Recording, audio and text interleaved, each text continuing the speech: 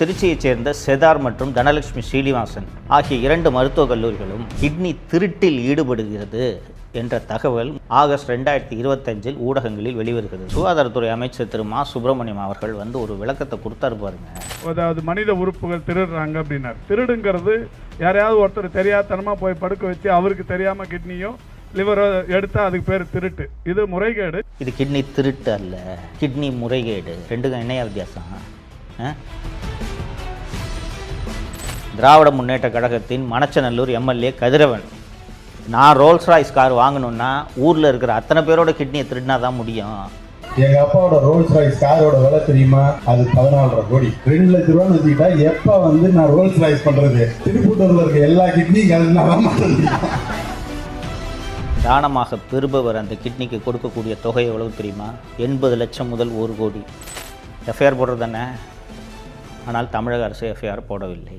வணக்கம் தமிழ் பெருங்குடி மக்களே. 26 சட்டப்பேரவை தேர்தல் தமிழகத்தின் எதிர்காலத்தை முடிவு செய்யக்கூடிய தேர்தல். ஒரு குடும்பம் கொள்ளையடிப்பதற்கான அதிகாரத்தை நீங்கள் மீண்டும் அந்த குடும்பத்திற்கு அளிக்க வேண்டுமா என்பதை முடிவு செய்ய வேண்டிய தேர்தல். 10-15 கட்சி கூட்டணிகளை வைத்துக்கொண்டு நாங்கள் ஒற்றுமையாக இருக்கிறோம், எங்கள் ஆட்சியில் பல சாதனைகளை செய்திருக்கிறோம், மக்களுக்கு பணத்தை வாரி தந்திருக்கிறோம், பல்வேறு திட்டங்களை வகுத்திருக்கிறோம் என்றெல்லாம் ஆசை வார்த்தைகளை கூறிக்கொண்டு உங்கள் முன்னால் வருவார்கள். ஆனால் கடந்த 5 ஆண்டுகளில் இந்த ஆட்சியில் என்னென்ன நடந்தது என்பதை நீங்கள் யோசித்து பார்த்து சிந்தித்து மீண்டும் இந்த திமுக ஆட்சி வர வேண்டுமா என்பதை மனதில் வைத்து வாக்களிக்க வேண்டும் என்பதற்காகத்தான் தொடர்ந்து உங்களோடு நான் உரையாடி கொண்டிருக்கிறேன். தமிழ் சமூகம் ஒரு அறிவார்ந்த சமூகம் என்பதை நான் தொடர்ந்து பல இடங்களில் வலியுறுத்தி கொண்டிருக்கிறேன். கீழடியில் கிடைத்த கல்வெட்டுகளின்படி 3000 ஆண்டுகளுக்கு முன்பு எழுத்தறிவு பெற்ற சமூகம் இந்த சமூகம். இந்த சமூகம் 2021 தேர்தலில் ஒரு முறை ஏமாந்து இந்த குடும்பத்திற்கு வாக்களித்து விட்டது. மீண்டும் இந்த சமூகம் இந்த திராவிட மாயை என்பதை நம்பி ஏமாந்து இந்த குடும்பம் கொள்ளையடிப்பதற்கான ஒரு வாய்ப்பை கொடுத்துவிடக்கூடாது என்பதற்காகத்தான் இந்த அவல ஆட்சியில் நடந்த சம்பவங்களை பற்றியெல்லாம் தொடர்ந்து நாம் விவாதித்து கொண்டிருக்கிறோம். தோழர்களே, செய்தித்தாளெல்லாம் பார்த்துருப்பீங்க. கிட்னி திருட்டு அப்படின்ற இந்த விவகாரம் செய்தித்தாளில் பார்த்துருப்பீங்க. தெலுங்கானா, மகாராஷ்டிரா, கர்நாடகா போல பல்வேறு மாநிலங்களில் இந்த கிட்னி முறைகேடு நடக்கிறது. இந்த கிட்னி முறைகேடு ஏன் நடக்கிறது அப்படின்ட்டு நம்ம யோசித்து பார்த்தோம்னா நமக்கு ஒரு தெளிவு கிடைக்கும். நிறைய பேருக்கு இந்த கிட்னி ஃபெயிலியர் வரும். பல்வேறு காரணங்களுக்காக 2 சிறுநீரகங்களும் செயலிழந்து விடும். அப்போ அந்த யாராவது ஒருவர் அவருடைய உடலுக்கும் அவருடைய அந்த இரத்த டைப்புக்கும் பொருத்தமான ஒரு நபர் எனது ஒரு கிட்னியை நான் தானமாக கொடுக்கிறேன் என்று கொடுத்து அந்த கிட்னியை பொருத்திக்கிட்டான்னா அவர்கள் சில ஆண்டுகள் உயிர் வாழலாம், தொடர்ந்து உயிர் வாழலாம். சரிங்களா? பெரிய பணக்காரங்களாக இருப்பாங்க, பெரிய ஏகப்பட்ட கோடிக்கணக்கில் சொத்து இருக்கும். ஆனால் குடும்பத்தை சேர்ந்த ஒருவரும் கிட்னியை தானமாக தர வரமாட்டார்கள். அப்போ ஒரு பெரிய பணக்காரங்களாக இருந்துட்டு குடும்பத்தில் யாரும் கிட்னி தானம் பண்ணலன்றதுக்காக செத்து போகலான்ட்டு எந்த பணக்காரங்களாவது முடிவெடுப்பாங்களா? ஸோ என்ன பண்ணுவாங்கன்னா, எப்படியாவது இந்த உடலுக்கு பொருத்தமான கிட்னியை தானமாக கொடுக்க ஒருவரை தயார் செய்வார்கள். சில ஆண்டுகளுக்கு முன்பு இதுபோல ஏகப்பட்ட கிட்னி முறைகேடுகள் நடக்கிறது என்பதனால் தமிழக அரசும் மத்திய அரசும் சில சட்டங்களை கொண்டு வந்து அதன்படி ஒருவருக்கு கிட்னி தேவையாக இருந்தால் அவர் இதற்கென்று இருக்கக்கூடிய ஒரு ரெஜிஸ்டர், ஒரு டேட்டா இருக்குது, அந்த டேட்டாவில் பதிவு பண்ணிடணும். பதிவு பண்ண பிறகு அதில் உறவினர்களோட கிட்னிக்கு தான் ஃபஸ்ட்டு ப்ரிஃபரன்ஸு. தேர்டு பார்ட்டி ஒருத்தர் சம்பந்தம் இல்லாத, இரத்த சம்பந்தம் இல்லாத யாராவது ஒருவர் கிட்னியை தானமாக கொடுக்குறார் என்றால் அதற்கென்று சில ப்ரொசீஜர்ஸ் இருக்குது. அவங்க ஏன் கொடுக்குறாங்க, என்ன ரீசனுக்காக கொடுக்குறாங்கன்றதெல்லாம் ஒரு மருத்துவர் குழு ஆராய்ந்து எல்லா தரவுகளும் சரியாக இருக்கிறதா என்பதையெல்லாம் பார்த்துவிட்டு அதற்கு பிறகுதான் அந்த அறுவை சிகிச்சையை செய்ய வேண்டும். இன்றைக்கி உங்களுக்கு தெரியும், தமிழ்நாடு முழுக்க எத்தனை தனியார் மருத்துவமனைகள் பெருத்து போய் கிடக்கின்றன என்று தெரியும். எல்லா தனியார் மருத்துவமனைகளும் சொல்லலை, சில தனியார் மருத்துவமனைகள் இதுபோல் கிட்னியை திருடி தான் பொழப்பே நடத்துகிறாங்க. அப்படி திருச்சியைச் சேர்ந்த செதார் மற்றும் தனலட்சுமி ஸ்ரீனிவாசன், பெரம்பலூரில் இருக்கக்கூடிய தனலட்சுமி ஸ்ரீனிவாசன் ஆகிய 2 மருத்துவக் கல்லூரிகளும் இதுபோல் கிட்னி திருட்டில் ஈடுபடுகிறது என்ற தகவல் முதல் முறையாக கடந்த ஆகஸ்ட் 2025 ஊடகங்களில் வெளிவருகிறது. எப்படி வெளிவருதுன்னு கேட்டிங்கன்னா, அந்த நாமக்கல் அந்த பகுதியில் பள்ளிப்பாளையத்துல எல்லாம் நிறைய இந்த நெசவாளர்கள், தறி நெய்கிறவங்க நிறைய பேர் இருப்பாங்க. அவர்கள் அதிகமான வட்டிக்கு, கந்து வட்டிக்கு கடன் வாங்கி விடுவார்கள். அந்த கடன் 1 லட்சமாக இருந்து 2 லட்சமாக இருந்து வட்டிக்கு வட்டி குட்டி போட்டு 3-4 லட்சம்ட்டு ஆகி போயிடும். இந்த கடைக்காரன் கடுமையான நெருக்கடி பண்ண உடனே அந்த நேரத்தில் இந்த ஒவ்வொரு மருத்துவமனையும் கிட்னிக்குன்னு புரோக்கர்ஸ் வச்சுருக்காங்க. அந்த புரோக்கர்ஸ் போய் இந்த ஏழை மக்களை அணுகுவார்கள். அணுகி இந்த மாதிரி ஏமா அந்த மாதிரி வீட்டில் கடங்காரன் வந்து நிற்கிறேன், ஏன் கஷ்டப்படுற, ஒருத்தருக்கு அவசரமாக ஒரு கிட்னி தேவைப்படுது, உன்னோட கிட்னி பொருந்தி போகுது, நீங்கள் உன் கிட்னியை தானமாக ஒரு கிட்னியை கொடுத்துட்டேன்னா உனக்கு ஒரு 4 லட்ச ரூபா பணம் வாங்கித்தேன்னா அதை வச்சு நீ கடன் அடைச்சிடலாம், வீடை முடிச்சிடலாம், பிள்ளை கல்யாணத்துக்கு வச்சிடலாம் அப்படின்னு சொன்னோன்னே இந்த ஏழை மக்கள் என்ன பண்ணுவாங்க, நீங்களும் நானும் கிட்னியை விற்போமா, ஏழைங்களாக இருக்கணும் தானே கிட்னி விற்கிறாங்க. ஸோ அந்த 4 லட்ச ரூபா வாங்கிக்கிட்டு அந்த கிட்னியை அவர்கள் தானமாக பெறுபவருக்கு கொடுத்து விட்டு சென்று விடுகிறார்கள். தோழர்களே, தானமாக பெறுபவர் அந்த கிட்னிக்கு கொடுக்கக்கூடிய தொகை எவ்வளவு தெரியுமா? 80 லட்சம் முதல் 1 கோடி. 1 கோடி ரூபா எங்கே இருக்குது, 4 லட்ச ரூபா எங்கே இருக்குது?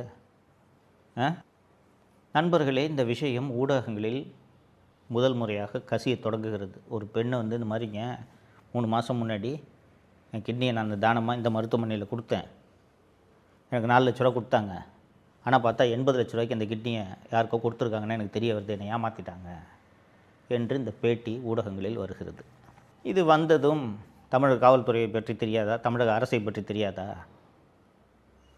சுகாதாரத்துறை அமைச்சர் திரு மா சுப்பிரமணியம் அவர்கள் வந்து ஒரு விளக்கத்தை கொடுத்தாரு பாருங்க. ஒரு ஐஏஎஸ் அலுவலர் வினீத் தலைமையில், ப்ராஜெக்ட் டைரக்டர் வினீத் தலைமையில் விசாரணை குழு போட்டோம். அதாவது மனித உறுப்புகள் திருடுறாங்க அப்படின்னாரு. இது என்ன டீப்பாக போனோம்னா, இது திருடா முறைகேடாங்கிறத முதல்ல அதை புரிஞ்சுக்கணும். திருடுங்கிறது யாரையாவது ஒருத்தர் தெரியாதனமாக போய் படுக்க வச்சு அவருக்கு தெரியாமல் கிட்னியோ லிவரோ எடுத்தால் அதுக்கு பேர் திருட்டு. இது முறைகேடு. இது கிட்னி திருட்டு அல்ல, கிட்னி முறைகேடு. ரெண்டுக்கும் என்னையா வித்தியாசம்? இது திருட்டு அல்ல, முறைகேடு. நாங்கள் இதை விசாரிக்கிறதுக்கு ஒரு மருத்துவ குழுவை அமைக்கிறோம் என்று ஒரு ஐஏஎஸ் ஆஃபீஸர் மற்றும் மூத்த மருத்துவர்கள் தலைமையில் ஒரு குழுவை அமைக்கிறார்கள். அந்த குழு போய் செதார் மருத்துவமனை மற்றும் தனலட்சுமி சீனிவாசன் மருத்துவமனை ஆகிய 2 மருத்துவமனைகளிலும் நடந்த அந்த கிட்னி மாற்று ஆப்ரேஷன் எல்லா ஆவணங்களையும் ஆய்வு செய்கிறார்கள். ஆய்வு செய்து அந்த கமிட்டி என்ன அறிக்கை கொடுக்குது தெரியுமா? ஒரு கிட்னி மாற்று, சிறுநீரக மாற்று அறுவை சிகிச்சை செய்ய வேண்டும் என்றால் இதெல்லாம் ப்ரொசீஜரு, இத்தனை ஸ்க்ரீனிங் கமிட்டி இருக்குது, இவ்வளவு டாக்குமெண்ட்ஸ் இருக்குது, இது எல்லாத்தையும் செக் பண்ணி இது எல்லாமே சரியாக இருந்தால் மட்டும்தான் அறுவை சிகிச்சை செய்ய வேண்டும். ஆனால் இந்த 2 மருத்துவமனைகளும் எந்த நடைமுறையையும் பின்பற்றாமல், எந்த விதிகளையும் பின்பற்றாமல் அவங்க இஷ்டத்துக்கு சிறுநீரக மாற்று அறுவை சிகிச்சை செய்திருக்கிறார்கள் அப்படின்னு சொல்லிட்டாங்க. இது தமிழக அரசு அமைத்த குழு. இது போன்ற ஒரு தமிழக அரசு அமைத்த ஒரு மருத்துவ குழு, ஐஏஎஸ் அதிகாரி தலைமையிலான ஒரு குழு ஒரு அறிக்கை கொடுத்துட்டோன்னா இதோட அடுத்த கட்டம் என்னங்க? எஃப்ஐஆர் போடுறது தானே. ஆனால் தமிழக அரசு எஃப்ஐஆர் போடவில்லை. நான் ஏற்கனவே குறிப்பிட்ட கர்நாடகா, ஆந்திரா, தெலுங்கானா போன்ற மாநிலங்களில் இது போன்ற கிட்னி திருட்டு நடந்த போதெல்லாம் கடுமையான நடவடிக்கைகள் எடுத்திருக்கிறார்கள். அந்த சிறுநீரக மாற்று அறுவை சிகிச்சை செய்த மருத்துவர்கள் உள்ளிட்ட அத்தனை பேரையும் கைது செய்திருக்கிறார்கள். தமிழ்நாடு அரசு எஃப்ஐஆர் போடலைங்க. சென்னை உயர்நீதிமன்ற மதுரை கிளையில் ஒரு பொதுநல வழக்கு தாக்கல் செய்யப்படுகிறது. தாக்கல் செஞ்ச உடனே நீதிபதி திரு எஸ்.எம். சுப்பிரமணியம் அவர்கள் தலைமையிலான அமர்வு வழக்கு தாக்கல் செஞ்ச உடனே அரசு தரப்பு பார்த்து கேட்குறாரு, என்ன சார் எஃப்ஐஆர் போடுறதுல உங்களுக்கு என்ன சார் பிரச்சனைன்னு கேட்குறாரு. அரசு தரப்பு வழக்கறிஞர், எடுத்தவனெல்லாம் இந்த விஷயத்தில் எஃப்ஐஆர்லாம் போட முடியாது சார், நாங்கள் இதற்கென்று சில வழிமுறைகள்லாம் இருக்குது, இந்த கிட்னி டிரான்ஸ்பிளான்ட் சம்பந்தமாக இருக்கக்கூடிய சட்டம் எஃப்ஐஆர் போடக்கூடாதுன்னு எங்களை தடுக்குது என்று ஒரு வாதத்தை வைக்கிறார். வைத்ததும் அந்த பொதுநல வழக்கு தொடுத்த அந்த மனுதாரர் சார்பில் போன வாரம் கூட தெலுங்கானாவில் எஃப்ஐஆர் போட்டு டாக்டர்ஸை அரெஸ்ட் பண்ணிட்டு போயிருக்காங்க, தமிழ்நாட்டு டாக்டர்ஸை அரெஸ்ட் பண்ணிட்டு போயிருக்காங்க, கர்நாடகாவில் கைதுகள் நடந்திருக்கின்றன, மகாராஷ்டிராவில் கைதுகள் நடந்திருக்கின்றன, இவங்க பொய் சொல்கிறாங்க என்று சொன்னதும் நீதிபதி, நீங்கள் எஃப்ஐஆர் போடுற மாதிரி எனக்கு தெரியலங்க, ஒரு விஷயத்தை புரிஞ்சுக்குங்க, ஏழை ஜனங்க தான் கிட்னியை தானமாக கொடுக்குறாங்க, இது அரசியலமைப்பு சட்டம் பிரிவு 21 வழங்கியுள்ள வாழும் உரிமைக்கு எதிரானது, ரைட் டு லைஃப் இருக்குல்ல, இந்த ரைட் டு லைஃப்பை பறிக்குது இந்த கிட்னி திருட்டு, இவ்வளவு மோசமான ஒரு சம்பவம் நடந்திருக்குது, நான் மீண்டும் மீண்டும் ஏன் சார் எஃப்ஐஆர் போடலன்னு கேட்டால் அரசு தரப்பு எஃப்ஐஆர் போட மாட்டேன் என்பதற்கு பல்வேறு காரணங்களை சொல்கிறதே தவிர எஃப்ஐஆர் போடுவேன்ட்டு ஒரு வார்த்தை சொல்லவில்லை. ஸோ எனக்கு தமிழக அரசு இதை விசாரிக்கும் என்ற நம்பிக்கை எனக்கு இல்லை. அதனால் உடனடியாக ஒரு சிறப்பு புலனாய்வு குழுவை அமைக்கலாம் என்று இருக்கிறேன். அதனால் தமிழகத்தை சேர்ந்த ஒரு 5 ஐபிஎஸ் அதிகாரிகளின் பட்டியலை கொடுங்கள் என்று காலையில் நீதிபதி அரசு தரப்பில் ஆஜரான மூத்த வழக்கறிஞர் திரு அஜ்மல் கான் அவர்களிடம் சொல்கிறார். மதியம் 2:30 மணிக்கு திரு அஜ்மல் கான் அவர்கள் வருகிறார். வந்துட்டு ஐபிஎஸ் அதிகாரி 5 பேரை தானே கொடுங்கன்னு சொன்னாங்க. அஜ்மல் கான் ஒரு எஸ்பி, ஒரு டிஎஸ்பி, ஒரு இன்ஸ்பெக்டர் பேர் கொடுத்து இந்தாங்க சார் இவங்க விசாரிப்பாங்க அப்படின்னு சொன்ன உடனே நீதிபதிக்கு தெரிஞ்சு போச்சு. ஒரு இன்ஸ்பெக்டரும் டிஎஸ்பியும் கிட்னி திருட்ட விசாரிச்சிட முடியுமா? அதுவும் அந்த தனலட்சுமி ஸ்ரீனிவாசன் மருத்துவமனையின் உரிமையாளர் திராவிட முன்னேற்ற கழகத்தின் மணச்சநல்லூர் எம்எல்ஏ கதிரவன். அவர் ஒரு இடத்துல வெளிப்படையாக பேசுகிறாரு. நான் கிட்னி திருடினேன்னு சொல்கிறாங்க. ரோல்ஸ் ராய்ஸ் கார் வச்சுருக்கேன்னு சொல்கிறாங்க. எங்கள் அப்பா தான் ரோல்ஸ் ராய்ஸ் கார் வச்சுருக்காரு. நான் ரோல்ஸ் ராய்ஸ் கார் வாங்கணுன்னா ஊரில் இருக்கிற அத்தனை பேரோட கிட்னியை திருடினா தான் முடியும். ஒரு கிட்னி மாற்று அறுவை சிகிச்சைக்கு எங்கள் மருத்துவமனைக்கு 20,000 தான் கிடக்குதுன்னு கணக்கு வழக்கு சொல்லிட்டு இருக்காருங்க அவர். எங்க அப்பாவோட ரோல்ஸ் ராய்ஸ் காரோட விலை தெரியுமா? அது 14.5 கோடி. நான் பண்ண மொத்த ஆபரேஷனே 252 தான். 2 லட்ச ரூபான்னு வச்சுக்கிட்டா எப்ப நான் ரோல்ஸ் ராய்ஸ் பண்றது? திருப்பூட்டூர்ல இருக்க எல்லா கிட்னியும் ஸோ இதற்கு பிறகு நீதிமன்றம் இவங்ககிட்ட கேட்டால் லிஸ்ட்டை கொடுக்க மாட்டாங்கன்னு சொல்லிட்டு ரெஜிஸ்ட்ரியில் ஒரு ஐபிஎஸ் ஆஃபீஸரோட லிஸ்ட்டை கொடுங்கன்னு சொல்லிட்டு ஒரு லிஸ்ட்டை கேட்டு வாங்குறாங்க. வாங்கி ஒரு 5 ஐபிஎஸ் அதிகாரிகளை தேர்ந்தெடுத்து சிறப்பு புலனாய்வு குழுவை அமைத்து இந்த சிறப்பு புலனாய்வு குழு இந்த கிட்னி முறைகேட்டை விசாரிக்கும் என்று நீதிமன்றம் சிறப்பு புலனாய்வு குழுவை அமைத்து உத்தரவிட்டது. தோழர்களே, இதில் ஏதாவது இந்த நீதிமன்றத்தோட உத்தரவில் ஏதாவது தவறு இருக்கா? நீதிமன்றம் திருப்பி கேட்குது, ஏங்க நீங்கள் அமைச்ச மருத்துவ குழு கிட்னி முறைகேடு நடந்திருக்குன்னு சொல்லிட்டு அறிக்கையில் சொல்லியிருக்குங்க, அப்புறம் என்னங்க எஃப்ஐஆர் போட உங்களுக்கு என்னங்க பிரச்சனைன்னு கேட்டால், இல்லை சார் ரூல்ஸில் இடம் இல்லை சார்னு காரணம் சொல்லிகிட்டு இருக்காங்க. இன்னொன்று கொஞ்சம் யோசிச்சு பாருங்கள். கடன் காரணமாக ஏழை மக்கள்கிட்ட 4 லட்ச ரூபாய்க்கு கிட்னியை வாங்கிட்டு 1 கோடி ரூபாய்க்கு அதை விற்றாங்கன்னா எவ்வளோ பெரிய கொடூரம். உலகத்தில் எங்கேயாவது இந்த கொடூரம் நடக்குமா? அதுவும் அதை பண்ணுறது ஒரு திமுக எம்எல்ஏவோட மருத்துவமனை எனும்போது இதை எவ்வளவு சீரியஸாக விசாரித்திருக்க வேண்டும். தோழர்களே, இந்த மதுரை உயர்நீதிமன்றம் அளித்த இந்த தீர்ப்புக்கு எதிராக மீண்டும் பல லட்சம் ரூபாய் மக்கள் வரிப்பணத்தை செலவு பண்ணி உச்சநீதிமன்றம் போகுது தமிழ்நாடு கவர்மெண்ட்டு. நீங்கள் நம்ப மாட்டீங்க, போனாங்க உச்சநீதிமன்றத்துக்கு. இந்த மாதிரி எஸ்ஐடி ஃபார்ம் பண்ணிட்டாங்க, நீதிமன்றம் நியமித்த இந்த எஸ்ஐடியை ரத்து பண்ணணும், நாங்கள் தமிழக அரசை விசாரிக்கிறோம், இந்த மாதிரி எஸ்ஐடி விசாரணைக்கு உத்தரவிட்டது சட்டப்படி தவறு அப்படி இப்படின்ட்டுலாம் ஏதோ சொன்னாங்க. ஆனால் உச்சநீதிமன்றம் சென்னை உயர்நீதிமன்றத்தின் தீர்ப்பில் தலையிட முடியாது என்று சொன்னதோடு அந்த வழக்கு விசாரணையின் போது மெட்ராஸ் ஹைகோர்ட் எந்த ஆர்டர் கொடுத்தாலும் எதுக்கு எடுத்துக்கிட்டு அப்பீலில் வரீங்க என்று ஒரு கேள்வியையும் எழுப்பியது. அந்த எஸ்ஐடி தனது விசாரணையை எல்லாம் முடித்து ஒரு 12 பேர் மீது குற்றப்பத்திரிகை தாக்கல் செய்துவிட்டோம் என்று நீதிமன்றத்தில் ஒரு அறிக்கையை தாக்கல் செய்திருக்கிறது. இந்த 12 பேரும் யார் தெரியுங்களா? ஏழை மக்களை அணுகுகிறார்கள் அல்லவா, புரோக்கர்கள், அவர்கள்தான். இந்த கிட்னி திருட்டு, இந்த முறைகேடு, விதிமுறைகளை பின்பற்றாத இந்த ஆப்ரேஷன் நடந்தது, இது எல்லாவற்றிலும் அந்த மருத்துவமனை சம்மந்தப்பட்டிருக்கிறதா இல்லையா? அந்த சிறுநீரக மாற்று அறுவை சிகிச்சை செய்த மருத்துவர் சம்மந்தப்பட்டிருக்கிறாரா இல்லையா? அந்த சிறுநீரக மாற்று அறுவை சிகிச்சைக்கு ஒப்புதல் அளித்த குழுவில் அமர்ந்த மருத்துவர்கள் சம்மந்தப்பட்டிருக்கிறார்களா இல்லையா? இறுதியாக அந்த மருத்துவமனையின் உரிமையாளர் சம்மந்தப்பட்டிருக்கிறாரா இல்லையா? அவர்கள் யார் மேலேயும் சார்ஜ் ஷீட் போடாமல் புரோக்கர்ஸ் மேலே சார்ஜ் ஷீட் போட்டால் இது என்னங்க விசாரணை? இந்த விசாரணை குழுவின் தலைவராக மதுரை உயர்நீதிமன்ற கிளை நியமித்தது பிரேமானந்த் சின்ஹா என்ற ஐபிஎஸ் அதிகாரி, இப்போது ஐஜியாக இருக்கிறார். இந்த பிரேமானந்த் சின்ஹா யார் என்றால், அவர் எஸ்பியாக இருந்தபோது பெரம்பலூர் மாவட்டத்தில் அவர் எஸ்பியாக இருந்தார். அப்போது தான் இந்த மணச்சநல்லூர் எம்எல்ஏவோட தனலட்சுமி ஸ்ரீனிவாசன் மருத்துவக் கல்லூரி கட்டுவதற்கான இடம் தேடிட்டு வாங்கிட்டு இருக்காங்க. எல்லாரும் இடத்த உடனே விற்றுருவாங்களா? ஒரு சில விவசாயிகள் விற்க மாட்டாங்கல்ல.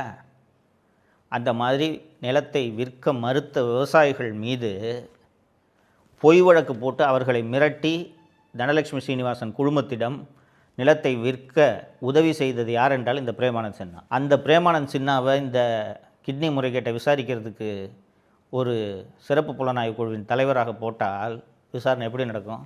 இப்படி இந்த மாதிரி புரோக்கர் மேலே தான் சார்ஜ் ஷீட் போடுவாங்க. அண்ணா திராவிட முன்னேற்ற கழகத்தின் பொதுச் செயலாளர் திரு எடப்பாடி பழனிசாமி அவர்கள் நாமக்கல்லில் நடந்த பொதுக்கூட்டம் என்று தான் நினைக்கிறேன். அங்கே இந்த கிட்னி முறைகேடு அதிமுக ஆட்சி அமைந்ததும் முழுமையாக விசாரிக்கப்படும், இதில் சம்பந்தப்பட்ட ஒருவர் விடாமல் தண்டிக்கப்படுவார்கள் என்று சொல்லியிருக்கிறார். அந்த தனலட்சுமி ஸ்ரீனிவாசன் மருத்துவமனையெல்லாம் இழுத்து மூடணுங்க. இதுக்கு நடுவில் இன்னொரு விஷயம் நடந்துச்சு, அதை சேர்த்து சொல்லிடுறேன். இந்த தனலட்சுமி ஸ்ரீனிவாசன் மற்றும் செதார் மருத்துவமனை ஆகிய 2 முறைகேட்டில் ஈடுபட்டிருக்குன்னு சொல்லி அவங்களோட அந்த உறுப்பு மாற்று அறுவை சிகிச்சை செய்யும் அந்த அனுமதியை தமிழக சுகாதாரத்துறை ரத்து செஞ்சிருச்சு. அந்த 2 மருத்துவமனை நீதிமன்றத்துக்கு போகிறாங்க. இந்த மாதிரி எங்களுக்கான லைசன்ஸை ரத்து பண்ணுறதுக்கு முன்னாடி எங்களை விளக்கம் கேட்டிருக்கணும், எங்கள் தரப்பு விளக்கத்தை. அப்படி இவங்க கேட்கல. அதனால் ரத்து பண்ணது தப்பு என்று நீதிமன்றத்தை அவர்கள் அணுகியதும் நீதிமன்றம் இவர்கள் சொல்வது சரி என்று தமிழக அரசு ரத்து பண்ணதை ரத்து பண்ணிடுச்சு. அரசு துறையில் இருக்கக்கூடிய அதிகாரிகள், சட்டம் படித்தவர்கள் அத்தனை பேருக்கும் தெரியும், ஒரு லைசன்ஸை ரத்து பண்ணுறதோ இல்லை ஒரு அனுமதியை ரத்து பண்ணுறதோ இல்லை ஒரு வேலையை ரத்து பண்ணுறதோ எதுவாக இருந்தாலும் ஃபஸ்ட்டு ஷோகாஸ் நோட்டீஸ் கொடுப்பாங்க. உன் தரப்பு விளக்கம் என்னப்பா சொல்லுப்பா அப்படின்ட்டு. ஆனால் இப்படி ஷோகாஸ் கொடுக்காம விளக்கம் கேட்காமல் ரத்து செய்தால் இதை நீதிமன்றம் ரத்து செய்யும் என்று தெரிந்தே இந்த வேலையை தமிழக அரசின் சுகாதாரத்துறை செய்திருக்கிறது. தோழர்களே, ரோடு கான்ட்ராக்டில் திருடலாம், பாலம் கட்டுறதுல திருடலாம், பூங்கா கட்டுறதுல திருடலாம். கிட்னி திருடுறவனை காப்பாற்றுற கவர்மெண்ட்டை எங்கேயாவது கேள்விப்பட்டிருக்கீங்களாங்க? ஏழை ஜனங்க தானங்க கிட்னி வைக்கிறாங்க. 4 லட்ச ரூபாய் அவனுக்கு கொடுத்துட்டு 1 கோடி ரூபாய்க்கு அந்த கிட்னியை விற்று சம்பாரித்து அதில் ரோல்ஸ் ராய்ஸ் காரை வாங்கிக்கிட்டு சுற்றுறானுங்களே. இந்த ஆட்சியாக தொடரணும். யோசித்து முடிவெடுங்கள். நன்றி.